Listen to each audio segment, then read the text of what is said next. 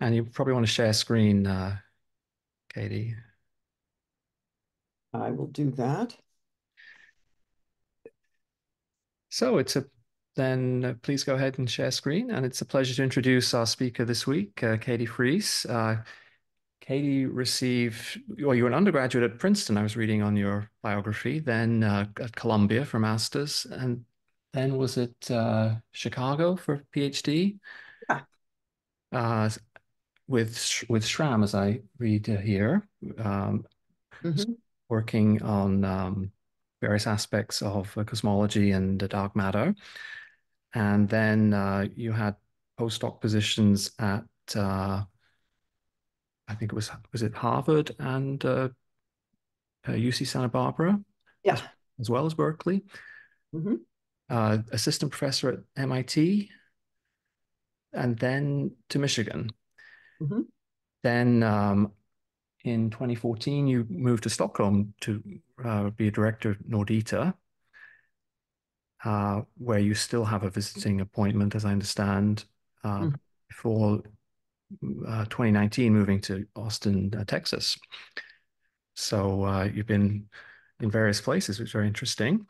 But of course, in the connection we have with your work is mainly in these dark matter-powered protostars, which you proposed back in 2008 with Doug Spolier and Paolo Gondolo.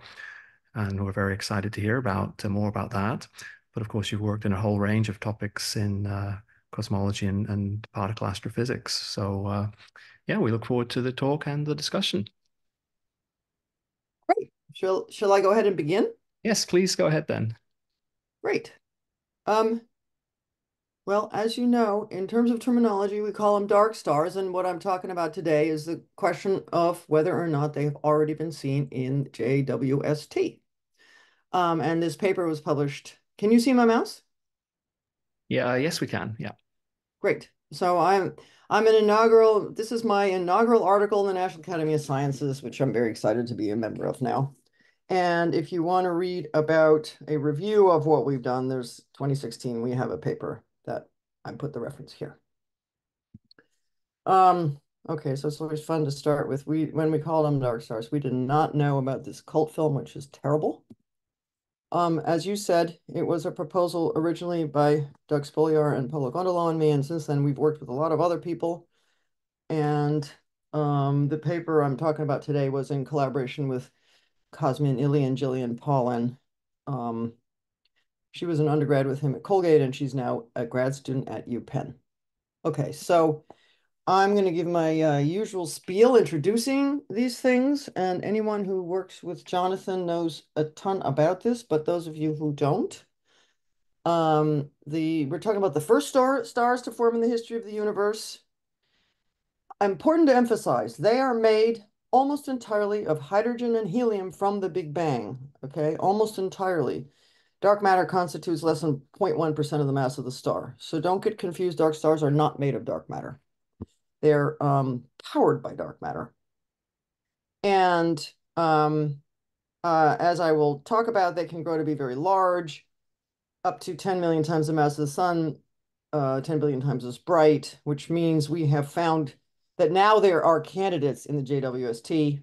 And as Jonathan has done a lot of work on, once they run out of dark matter fuel, they will turn into big black holes, which could be the origin of the supermassive black holes in the universe. All right, basic picture, they form at redshifts, I don't know, 10 to, I should say 10 to 50, who knows, in early mini halos that weigh about 1 million times the mass of the sun, and those mini halos eventually will merge together, giving us our galaxies and so on. At the centers of these mini halos, it's very dark matter rich. And since that's where these hydrogen and helium clouds begin to collapse, whoops, this is going to be a problem the whole way through. It's going to keep jumping. Oh, great. Okay, maybe I'll use a different mouse. Yeah, okay. So you have a cloud of a molecular hydrogen collapsing en route to star formation. As it does so, it pulls in more dark matter gravitationally. I'm just giving you a big basic picture here. Because there's a lot of dark matter, you get dark matter annihilation, a lot of it, and those annihilation products are mostly E plus, E minus, and photons, which collide with the hydrogen And that means they get trapped inside this cloud and heated up. So eventually that means that this collapsing cloud stops collapsing, and instead it turns into an actual star, a dark star powered by dark matter. I have slides from Naoki Yoshida's simulations that I always show, so I'm happy to see Naoki is here. Thank you. This is so funny. And in the standard picture of the first stars, I'll show just a few slides from his simulations. You have the self-gravitating, well, here's cosmology, cosmological scales, then self-gravitating clouds, and eventually fully molecular core, and then you end up with a very small protostar, some fraction of the mass of the sun, which accretes and can grow back up to maybe 500 solar masses, because you have, in the standard picture, fusion-powered stars are hot, and stuff coming off them prevents accretion at some point. So the question we asked is, well, if all of this activity is at the very dark matter rich center of these many halos, well, what would be the role of dark matter? And so I just want to tell you about the kinds of particles we originally thought about, which is weakly interacting massive particles as the dark matter. These weigh about 1 GeV to 10 TeV, and our canonical value will be 100 GeV. And they have weak interactions, which means their cross-section for annihilation is given by a number like this. I have to point out this is identical to the annihilation that happens in the early universe that would give the right WIMP abundance today. And it is identical to the annihilation cross-section that gives the potentially observable signals that people are looking for. Gamma rays in the Fermi satellite, there is an excess towards the galactic center. Pamela looking for electron-positron pairs, and AMS, sorry, looking for positrons and AMS as well, and then IceCube looking for the neutrinos. So I also want to say from the get-go that not only WIMPs, but we also found this self-interacting dark matter. Some versions of that also work. And what we need is a heat source from the dark matter, and so we're using the annihilation in this case. All right, so the annihilation rate, as always, any rate is given by number density times cross-section times velocity, but since this annihilation, you get a number density squared. And then the heating rate, you multiply that by the mass of the WIMP. Or we can equivalently write this into the energy density of the dark matter in this way, where it's rho squared over m. And what we'll do is we'll run through a range of possible WIMP masses, which equivalently means we're running through a range of possible cross-sections. We're not very sensitive to the details of the cross-section or mass. The same thing happens regardless. Now, out of all of that, of all the heating rate, how much actually is deposited in the gas? Well, it turns out that neutrinos escape and everything else gets stuck. So roughly 2/3 of it ends up dumped into the dark star. Always good to point out the difference, the power of darkness, as Doug Spoliar used to call it, that dark matter annihilation is almost 100% efficient in the sense that all of the particle mass is converted to heat energy for the star, and whereas fusion, only 1% only a fraction of the nuclear mass is released as energy into the star. So dark matter is very, very powerful. The other thing is that fusion only takes place at the hot center of the star, where because you need that heat for the fusion to happen. But dark matter annihilation is very strange. You can have a very cool object with dark matter annihilation taking place throughout the star. We found 3 conditions for dark stars in our original paper. We identified that, well, you need a sufficiently high dark matter density, which there's a lot of discussion on that. And I know that you, Jonathan, also worked on this. And so what we did was start with an initial NFW profile, but we also have the same results with a flat profile. And at the center of these halos, it is the baryons that dominate the gravitational potential. So from the simulations of star formation without dark matter, you have this central hydrogen cloud that is collapsing to higher and higher density. And we watched, okay, how does the dark matter follow that? And so the dark matter density goes up, up, up. And we did this originally very simplistic, but also later more complicated. Yes, the dark matter density does get high enough. The second criterion, here as high energy, with our high energy physics background, we had something to contribute. instead of KeV energies that people usually think about in astrophysical objects. Well, these guys have GeV energies, and so we use Pythia, and we demanded 80 radiation lengths to prove that the annihilation products actually get stuck inside this collapsing cloud. The third criterion is that the dark matter heating has to beat the cooling, and indeed it does. And so again, this is from, Naoki, I'm always showing this slide too. So temperature versus number density, as you move forward in time, this is the standard picture for the first stars. And then we asked, okay, what heat for 100 GeV WIMP, for example, is deposited? And it's when they cross that you have the dark matter heating becoming, winning over the cooling. So the collapsing cloud no longer collapses, and in fact, turns into a star with the following basic properties. Very strange, big, puffy objects. As I'll show, they start out about 1 solar mass, but they can grow to be very massive. And here's weird, the radii are about 10 AU, okay? 10 times the distance between the Earth and the sun. So they're big, puffy objects. They can be very bright, and their surface temperatures cool, so that what that means, because it's cool, they can keep accreting stuff. And so what we did, this was Doug Spoliar's thesis originally, start with a few solar mass dark star, vary the radius until you have an equilibrium solution, thermodynamic equilibrium, hydrostatic equilibrium, throw on another solar mass, do the same, keep growing, growing, growing, and initially assumed polytropic solutions, and later used the MESA stellar evolution code, which confirmed our initial results remarkably. We did remarkably well.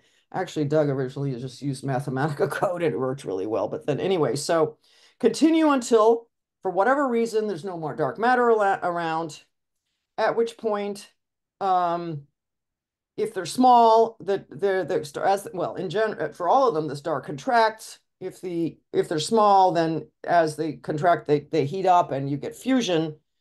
In the more massive ones, they turn right away into black holes. And I wanted to send you to, this is the thesis paper of Doug Spoliar. And it was Naoki, you first told us, usually you have a new idea and somebody kills it. And then Naoki said, hey, will be very helpful for the big black hole problem. And John, at this point, Jonathan is the world expert on that aspect, which I will leave to him. So this is the point of this picture, is just to show that indeed the baryons dominate the potential. So as time goes on, you move along these curves, and the dark matter is really, really, really seriously subdominant. Okay. And this is an example of one of these objects. And so this is luminosity versus time. The red curve shows you how the luminosity evolves. And the annihilation is the black. So initially it's dark matter powered. Let's turn off the dark matter fuel by hand. Well, then the annihilation goes away. And so what happens? The star undergoes Kelvin-Helmholtz contraction, and that it gives you, in green, some gravity-powered epoch. And then we eventually get deuterium burning and fusion kicking in. Again, eventually this thing would collapse. Once the dark matter, once all of this is run out, then it would turn into a black hole. Also very interesting that we originally thought that central dark matter runs out and that's the end of the story, but not true, as Monica Valori told us. She pointed out that dark matter orbits are very, very weird. So many of them are on box orbits or chaotic orbits. In other words, they go out to large distances and then come to the center. So the one that's annihilating away in the center wasn't coming back anyhow, and so you can replenish the dark matter fuel much more than we realize, and so you can grow these objects to be very large. So we did. So this time luminosity versus surface temperature, and look at as an example, this red curve here is this is 100 GeV WIMP, and we let her rip, let it grow, and we cut this one off at 10 to the 5 solar masses, but they can keep growing. Following up here, luminosity scaling with mass, which is something I think Fowler and Hoyle found in 1950, but not with our heat source. There's another way to get dark matter. Oh, Jesus Christ. I'm sorry. Okay. It was a doctor's office calling. So there's another way to get dark matter, which is capture. So that's this case over here, because let's say you run out of dark matter fuel? Well, there's still dark matter in your environment, and that stuff can travel through the star and get captured and serve again as a power source. But and then that thing would be, these would be hotter, and but they also could keep growing. And I just wanted to say now we're talking not about the annihilation cross section, but the scattering cross section. Here's a nucleus, here's a WIMP scattering off of it. So this is the same scattering that direct detection experiments are looking for. And so this is in the hydrogen and helium, some particles would scatter, lose energy, and get captured. So that's the second source of dark matter fuel. Less certain because we don't know the scattering cross section. We just make sure it doesn't exceed what is seen in the experiments. All right, so the question is, how long do these things live? Well, as long as you have dark matter fuel, that's the answer. But eventually, let's say that, so this mini halo could accrete its entire, this dark star could accrete its entire mini halo, which merges with other mini halos and so forth. So cosmology will tell you how long these things can keep living, and I don't know. But once they do run out of fuel, then they turn into these supermassive black holes, which is particularly of interest. The very high redshift early black holes like this one, this 10 to the 10 solar mass one at high redshift, or here's another one, 800 million solar mass one. And we recently wrote a paper pointing out there's these quasars that at very high redshift, high mass, and we said, yeah, we pointed out, yes, you could build those. These are these early quasars, and at this point there are more early quasars, so we have a way to do that. And you have to explain the quasars and the stellar population. So we looked at that. But what I want to focus on today is observing dark stars. So as we came up with the idea in 2007, and shortly after, John Mather, the creator of the James Webb Space Telescope, and John Gardner, one of the PIs, said, "Hey, what are we going to see in the early universe?" So my student at the time, Cosmin Illy, with whom I'm still working feverishly, did this for his PhD thesis. So here is we have better spectra at this point, but this is from the T-LCD, what we would see for the spectrum for these things. The key thing is only hydrogen and helium, no other lines in there. And this Lyman alpha cutoff, because you have hydrogen between the star and you. And so the hydrogen swallows everything to the left of this cutoff right here. And then we worked with Paul Shapiro trying to figure out how many you would have. And so he gave us a mini halo formation rate. And we said we parameterized by little f. Some fraction of these will have dark stars in them. And the James Webb Space Telescope, well, that's as you know, launched not long ago. And so the predictions we made, can you see them? Yes. So here are the filters in blue. And yes, these objects stick out above the filters. And the way you get the redshift would be as dropouts, because in other words, they would show up in one wavelength band, you would see them, but in the other wavelength band, they would get cut off by the Lyman alpha, and depending on exactly in which filter they get cut off, that tells you the redshift. So this one, for example, is a redshift 12 object. So you can figure this out from in this way. We made predictions. How many can you see? Well, there's a lot of uncertainties, but in principle, tons. Okay, so now we have data, and so a year ago, roughly, we looked at, there were 700 high redshift candidates for objects in JWST, many of which could be lower redshift interlopers. And there were 9 for which there were spectra, and 5 of them that we could get a hold of their publicly available spectra. And we found that 3 of them are perfectly good fits to dark stars. And here they are. This is from the JADES survey, the JWST Advanced Deep Extragalactic Survey, redshift 13, 12, and 11. They have the Lyman break, so you really do. So in this case, you absolutely do know the redshift. You're not guessing as you are in many of the other objects. And the criteria, so I should say that one of these supermassive dark stars can be as bright as an entire early galaxy of stars. And the question is, which one are we looking at? The way to differentiate is as follows. So the dark star would be a point object. the galaxy is an extended object. The second way is from the spectrum. And the third is that the dark stars predict a particular helium absorption line where the galaxies would have an emission line and the galaxies would have other lines, not just hydrogen and helium. I'll tell you right now, the spectra are too noisy so far, but we'll get better in the future. So right now we're not sure. Are these objects dark stars? Are they early galaxies? We're not sure. But I do want to say that all of these JADES objects could be point objects, contrary to what the authors say there, because their resolution limit is their resolution is not good enough to tell the difference. They did fits to galaxies, but you can't do that if you're orders of magnitude, if you're an order of magnitude below the resolution limit. And we confirmed this with some of the JWST people. So here are dark star spectra, assuming it's a redshift 10 object. And here this is whether it's with capture or just gravitationally, and we zoom in here. I want to make the point, not only can JWST see them, but also the Roman Space Telescope. So JWST covers this entire region, and here's Roman over here. We'll be able to find them as well, although Roman doesn't go to as high a redshift.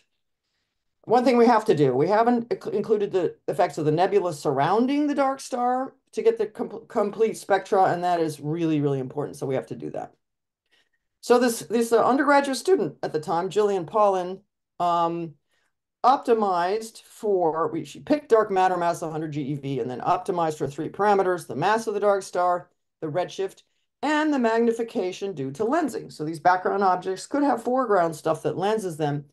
So I don't know if you know this, many people do not, but most lines of sight are demagnified, okay, magnification less than 1. If you think about it, if there's one big object that does a lot of lensing, it's pulling in a lot of light. That means the neighboring regions have the opposite going on. I learned this from Yun Wang decades ago.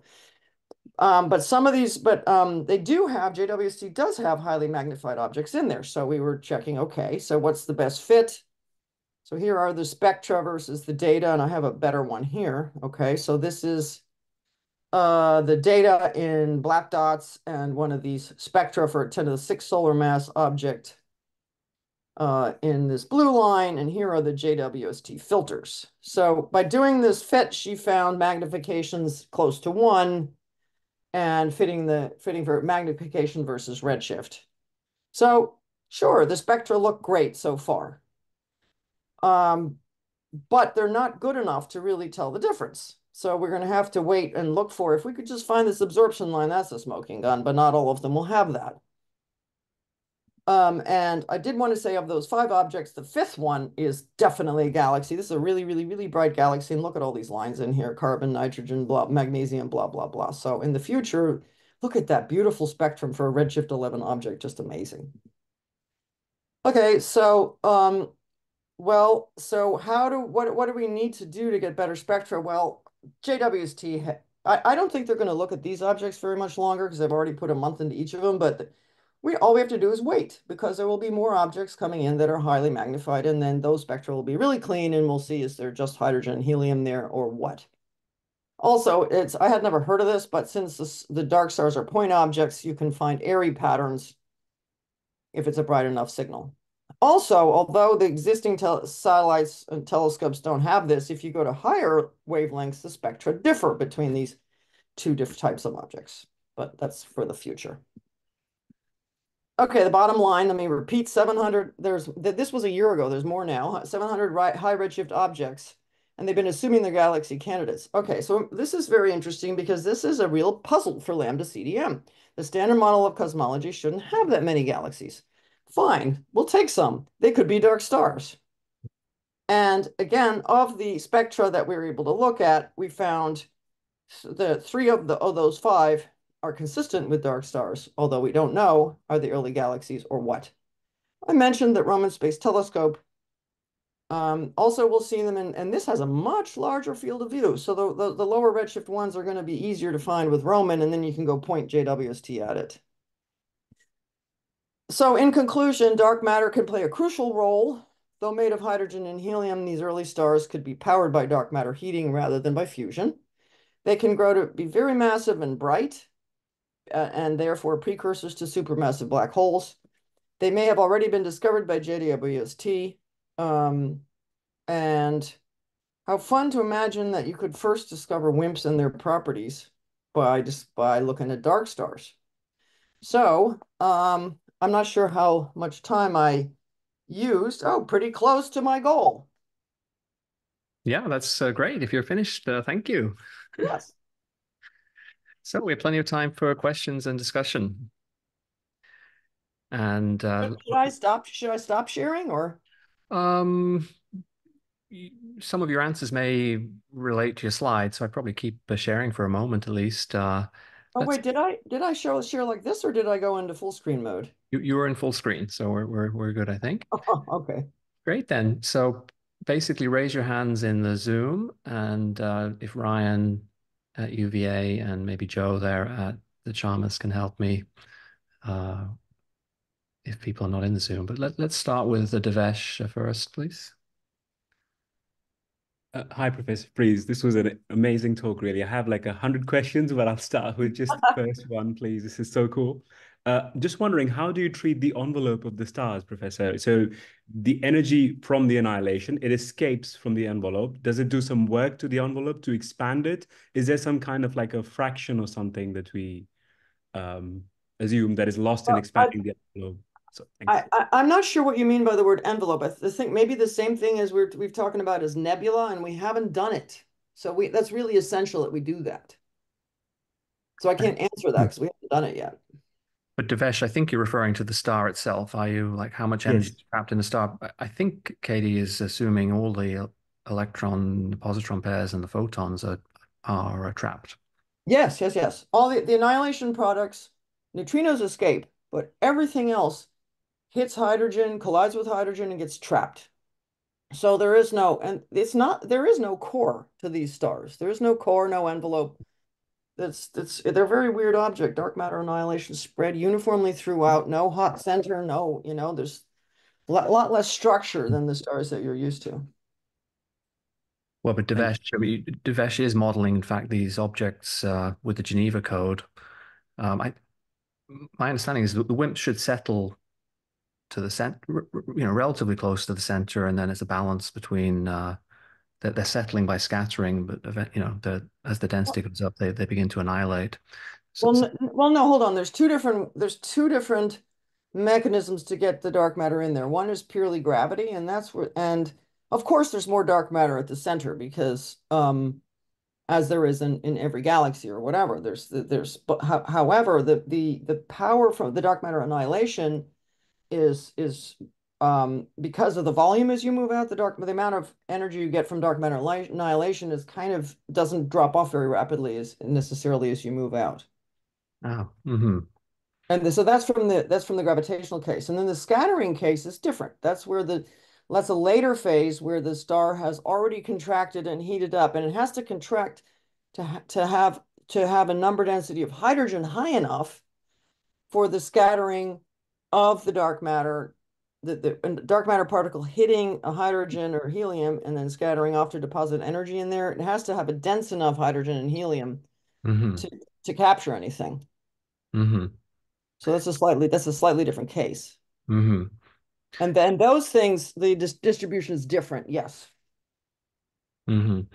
I mean, Um, and I don't remember it, but we do have it in our papers. So right. My impression from the work we've done a little bit of this is that I think this scattering case and the need to we call that the capture case, yeah. yeah, this capture case is critically important because I would imagine I think we run out of dark matter if we don't keep capturing it, and we run out too early to build up to a very high mass.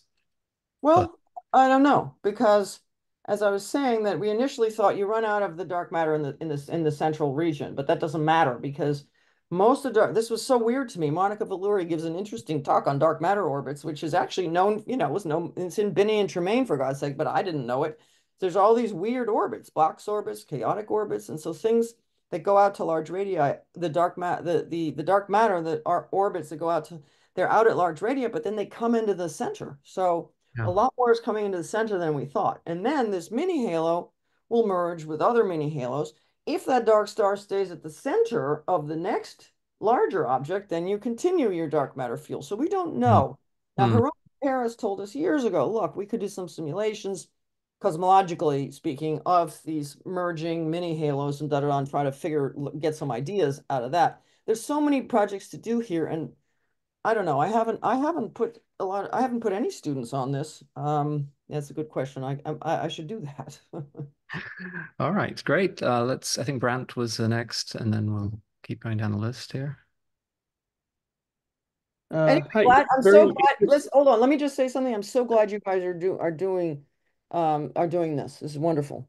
Yeah, thank you for the interesting talk. It's very far from my expertise.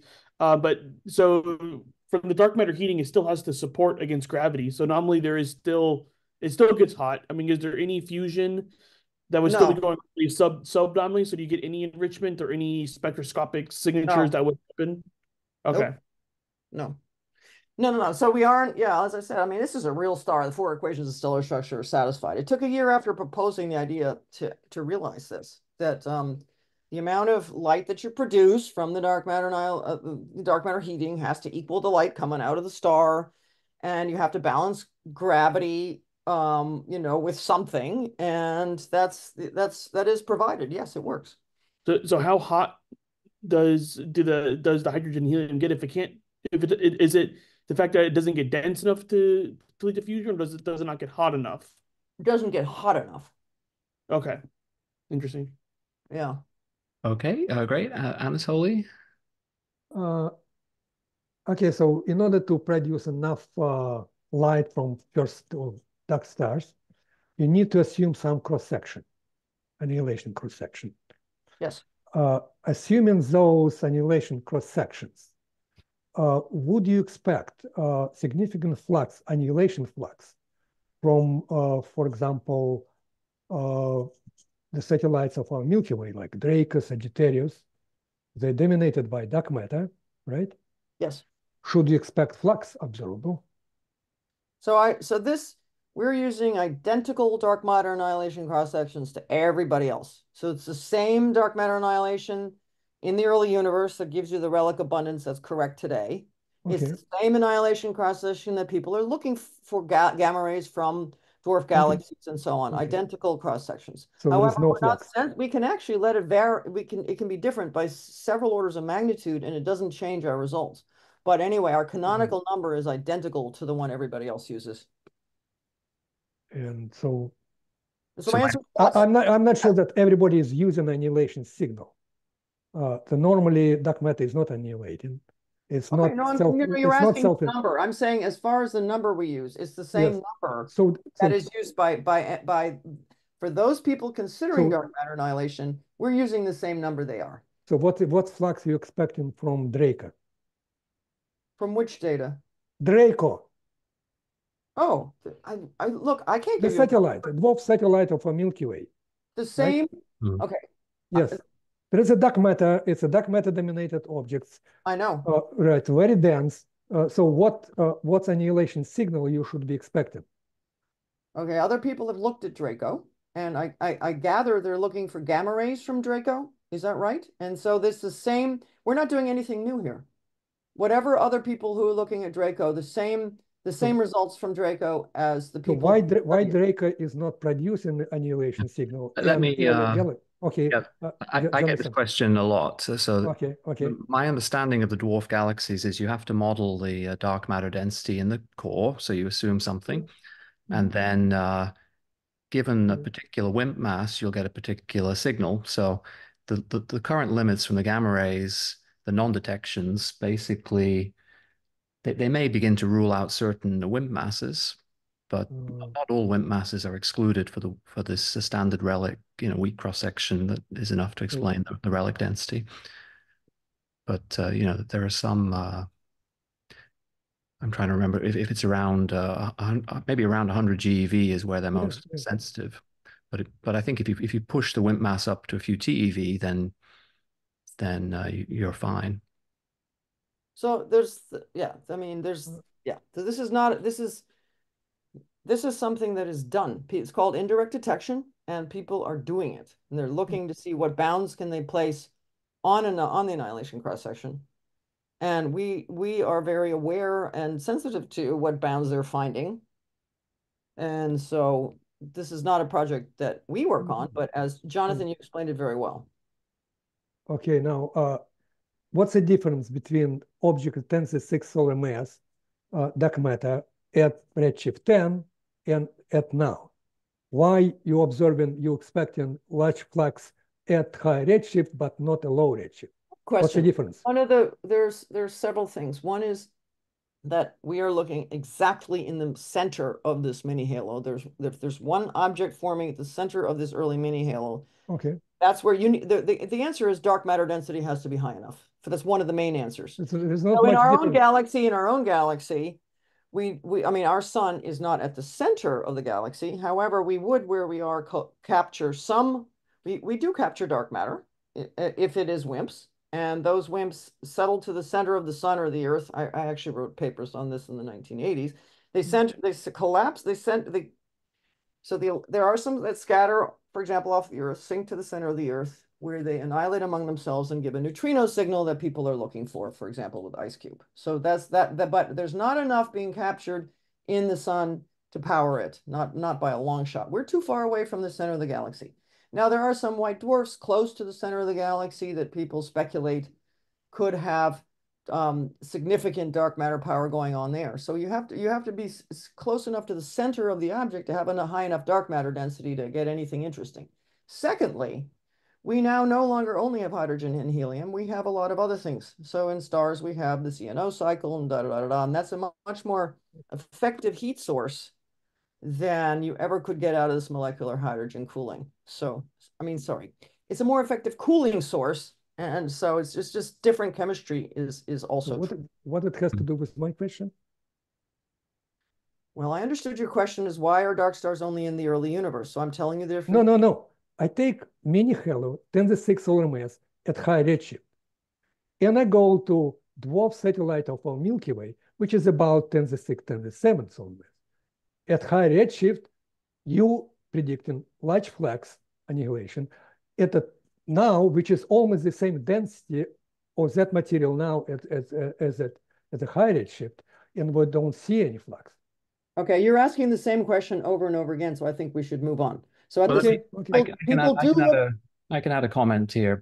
In the early universe, when in this metal-free gas that's cooling very weakly, we don't expect fragmentation of the star. So you can have a single star forming at the center of the mini halo. As Katie mentioned, that star then dominates the mass and deepens the gravitational potential. So it adiabatically contracts the dark matter, and that actually boosts the dark matter density much higher than you'd have without that effect. So locally, these dark matter halos have been irradiated and maybe polluted with metals, and you don't have this single star forming in the center. So you won't have this adiabatic contraction. But you do raise a point. I mean, people should be looking for dark matter density, signatures in local regions. We should move to the next question, which I think is Masa. Yes. Thank you very much for the nice talk. I actually have two questions. So as you mentioned, these dark stars might be the progenitors of supermassive black holes. So what is the mass range that is predicted by these models? Do they also predict the intermediate mass black holes? Yes, you could. The question of how many stars of what mass we get is something that really depends on the cosmological history of mini halos and so on and so forth. So I don't know how many of the stars will grow to what size. However, it is certainly possible to get intermediate mass black holes, yes. Okay, and my second question is, so you need the alignment of the gas collapse with the center of the cusp of the dark matter halos for the collapse to form these dark stars, right? I was wondering if you have a mechanism in your model that prevents the violation of this um, like any perturbation between the gas collapse and the gas collapse being in the center of the dark matter halo. Let's see. I'm not sure I understand your question. So we started with the standard picture of the first stars, like these I showed a picture of a simulation from Abel, Bryan, and Norman, and Naoki has worked on this as well, where you have inside this mini halo, exactly at the center, you have some baryons, molecular hydrogen cloud collapsing. And we simply asked, well, how does the dark matter respond to that collapse? And there's already a lot of dark matter there, but then it gets pulled in more, gravitationally more gets pulled in, and it follows this stuff at the center. So I'm not sure I'm answering your question. So in a normal star formation process, the gas collapse can be somewhere outside of the center of the dark matter halo. But for this model, for the dark star to form, you need the collapse to be exactly at the center of the cusp, right? Yes. I see. Yes, absolutely. And so the funny thing is that the reason this happens inside these million solar mass mini halos roughly is that you finally have the conditions for collapsing hydrogen clouds because the virial temperature is high enough to allow the chemistry to proceed properly. And we're very reliant upon the fact that you have one collapsing cloud at the center of that mini halo. And I do know that and then following in the initial picture of without dark matter in there, you get this cloud that collapses down to 10 to the minus 3 solar masses or so and starts accreting mass and gets fusion going. And as shown by Tan and McKee, stops at a few hundred solar masses because now you've got a lot of like ionizing photons and so on that it's too hot to allow further accretion. But all of this happens at the center of these mini halos. So if you have more questions, I think this is the perfect question for Jonathan. Well, let's take Farah next. Hello, thank you so much for the talk. So my questions, I have two, are more focused on maybe your experience as a theoretical astrophysicist. Okay. And the first one would be, I don't think it's talked about a lot, but do you find that creativity is a big part of what you do in terms of like coming up with these theories initially? Oh God, yes. That's the fun part. You know, when I was a student, I didn't get it that I remember going to a conference, I think it was a Marcel Grossman conference in Rome, and I was already a postdoc, and I didn't understand that creativity is allowed, much less. And then I remember Tzvi Piran said, yes, that's where the interesting part, that yes, you're allowed to be. Yes, people are the most fun people come up with the most fun ideas. And so, yes. And so, you know, I thought I was supposed to just follow the line or whatever. No, God, no. So yes, creativity. And you know what I enjoy the most about this profession also is the people that we get to work with and batting ideas around. And so for this particular project, it was Doug Spoliar, who he was a Michigan undergrad where I was a professor. And then I happened to have a Miller professorship visit at Berkeley at the same time that he was a brand new grad student at Santa Cruz. And he wanted to work with me on some project having to do with dark matter. And so we talked about phase 1, phase 2, phase 3, phase 4. So what does it do to the cosmic microwave background? A lot of people have done that. What does it do to different phases of the universe? And I remember at one point I was so frustrated. We were trying to make this work in the first stars. I didn't even know what a mini halo was. It took me, I don't know how long to realize that's just a million solar mass halo. So I was so frustrated that I took the entire pile of work for over months and threw it in the garbage. And so the funny thing is, it seems so obvious in retrospect, but at the time, it took a lot of meandering around before we realized that this was a thing, you know, so. I don't know if So that it's sort answers of your question. also, yeah, no, completely. So it's also sort of like being comfortable with having things that don't work out immediately and then Oh God, just yes, most of persevering. them. 90 some percent of your ideas, you know, you throw things together and it seems like a great idea, but then oops, Big Bang nucleosynthesis kills it, or some observation kills it. So the idea that you know, that for example, this relationship to the big black hole problem, Naoki told us about that. It goes the other way around. I was like, oh, yay! Great. Did you have another Thank you so question, much. Sarah? Oh, sorry. I have a second Sure, question? go. That's Go okay. ahead. So as I understand it, you were brought sort of into cosmology by David Schramm and into your like Yes, PhD. yes, my hero. And Yes. yeah, and how did you sort of progress through that and balance specializing and getting really into maybe one field with also maybe valuing having like a range of interests that you explore? I know that you were doing a lot of WIMPs early on as well and natural inflation, things like that. Like, how do you see that balance? But so I was actually, I thought I wanted to be an experimental high energy physicist. So I was a Columbia graduate student working at Fermilab on a neutrino mass search, a neutrino oscillations experiment. And I thought, let's get into Chicago just for fun. So a couple times a week, I would go in and take this class by David Schramm. And I found myself so inspired by him.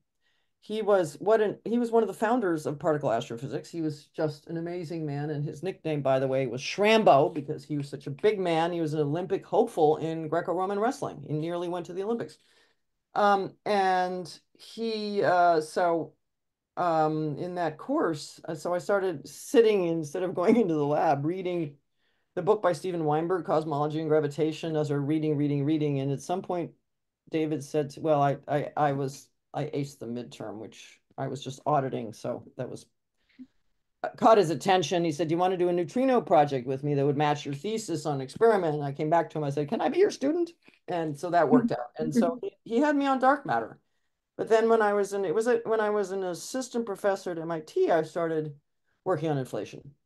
And I remember, speaking of creativity again, I wrote a grant proposal for a career fellowship from the DOE or whatever it was called at the time. And I said, I want to work on these projects in inflation. And somebody said, she's never going to write a paper on inflation because I hadn't done it before. So naysayers, they were wrong. Right. Let me ask a question coming back to the dark stars then. So you mentioned the how we can find them, helium absorption, but if we include the nebula emission, Yep, that may change everything. I know that. So we got to do it. That's high priority. okay. So yeah, so then because we do want a smoking gun here for the I know. action. What is the highest redshift that they're going to still be detectable? Oh, that's a good question. How high can JWST go? I don't know. I should know this, but I don't. What's the highest redshift objects they've seen? 16 or something? Well, you need that Lyman break, I think, right? So That's right. So 1612 times Z, right? So yeah. we could figure it out. I don't know offhand. All right. I don't think they won't be going to some of the high redshifts you've been talking about. No. Mm-hmm. In the 20s, no, I don't think they can do that. All right. Any other questions? Devesh, I saw you had your hand up, but now it's down again. One question you really just asked, but the other one, maybe, Professor, if I could ask really, is just about the final masses of these stars, right? I mean, tens of millions. And have you looked into like instabilities in these stars by any chance? Like, no, we also have to do that. So I mean, I had thought that wasn't a problem because it's gravitational, like GR instabilities go like GM over R, and R is really big. So so for the ones we've looked at, it's not a problem. But if you get high enough, I was talking with George Fuller at San Diego about this, is another thing we have to look at. So how big will they get before they collapse or whatever? I don't know. Now, from the point of view of observations, anything that makes it to a redshift 10 and like it's 10 to the 7 solar mass one sitting at a redshift of 10, Hubble would have seen it. Okay, so that's ruled out. Now, of course, if you have one earlier, then that wouldn't be true. So we've been focusing on the observational side, but you know, I think I'm about to hire a postdoc to work on some of these things because we have a lot to do. We have to do the nebula. We have to do these instabilities. We have to figure out the cosmology. There's so much to do. Great. And I have one thank more. God you guys are doing some of it. Yeah, we'll introduce you to our SMBH group in a moment, Katie. So then let's see. As I was saying, I think the capture case is important. So then we do care about the spin-dependent scattering cross-section, as I understand. I don't know if you can, because I'm not really in the particle astrophysics field much myself, but are there latest constraints that are getting close to being important for us if we need this? I mean, we were at the time when we first did this, we put it at so that the spin independent scattering is really constraining. So we were going after the spin dependent. And by the way, there's 16 operators, so it doesn't have to be either of those. But those bounds are getting lower and lower, and so you have to always stay below those bounds. So I think we're still okay. But you have to watch it, yes. Mm-hmm. All right. Any last questions for Katie?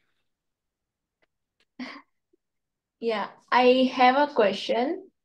Sure. So dark star is like new field for me. So I want to ask some basic star related questions. So are dark stars form isolated or in a group or cluster? Must be isolated.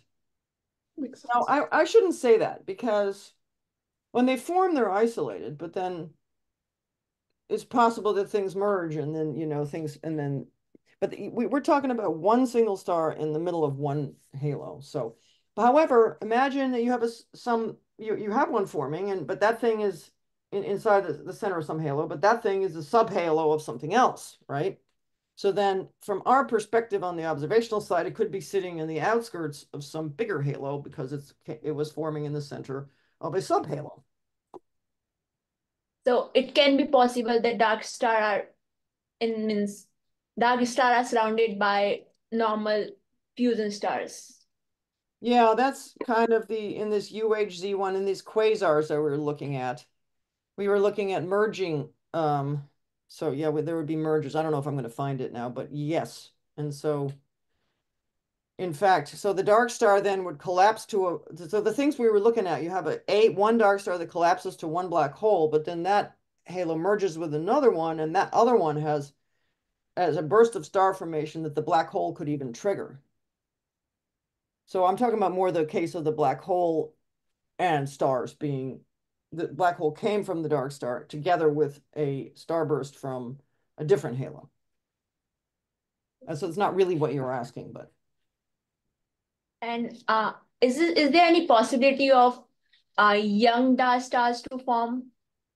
You mean dark stars forming today? Well, yeah. no, I don't know, because there's all these ionized. There's this was what Jonathan was getting at. The situation today is the environment today is so very different because we've had pollution from all these other generations of stars, and so you have a reionized universe. Now maybe in some void there's some outlier that is just still has the right conditions for the formation of one of these things. But in general, the chemistry of the universe today is just so very different. So it's much more difficult. So I don't know, but. Very good then. Well, if there are no further questions, let's thank Katie again.